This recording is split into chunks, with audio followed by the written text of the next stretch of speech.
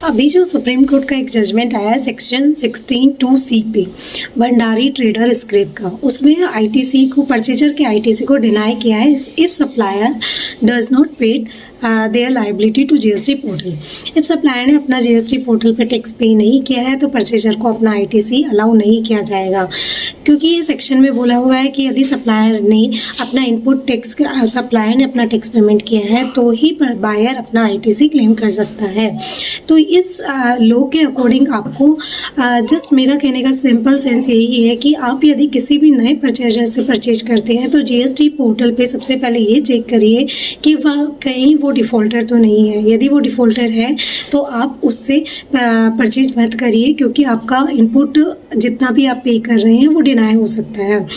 Plus आपको GST portal पे check करना है कि क्या वो डिफ़ॉल्टर है, जीएसटी 1 और 3 भी उसने टाइम से फाइल किए हैं या नहीं किए हैं।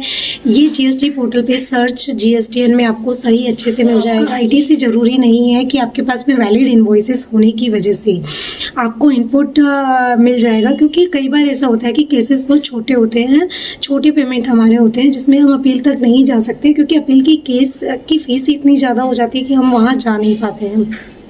तो उस केस में आप यदि फर्स्ट टाइम किसी परचेज से परचेज कर रहे हैं तो पहले उसे जीएसटी पोर्टल पे चेक कर लीजिए। बहुत सिंपल प्रोसेस है। जीएसटी पोर्टल पे लॉगिन कीजिए, सर्च जीएसटीएन में सामने वाली पार्टी का जीएसटीएन सर्च करिए। वहाँ पे आप देखिए नीचे एक टेबल आएगी, जीएसटी 1 और 3 भी रिसेंटली उन्होंने फाइल कर रखे हैं क्या। यदि उन्होंने रिसेंटली फाइल कर रखे हैं तो पार्टी जेन्युइन है, आप उससे बाय कर सकते हैं।